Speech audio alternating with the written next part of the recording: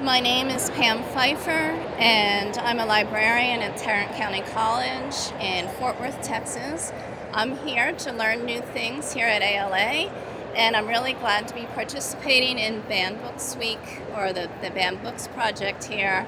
I'm going to be reading from Slaughterhouse-Five, which is a book that I love, and the part that I chose is the part that relates to Kurt Vonnegut's writing of the book and the anger that his war buddy's wife felt about the way they were talking about the war.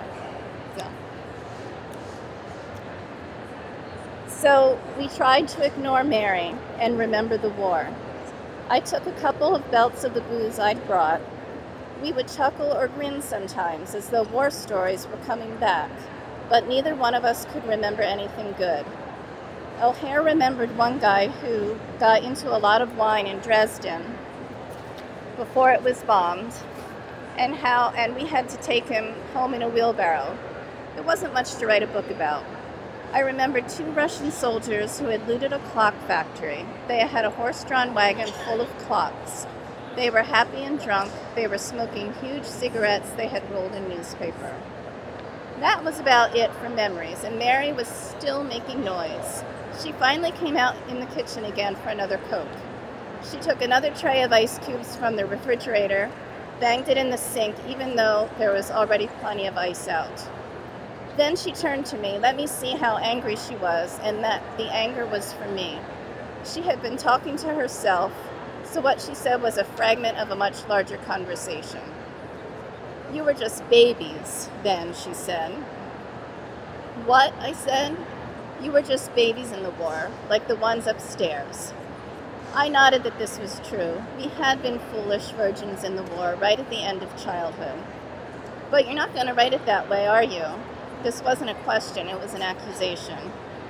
I don't know," I said.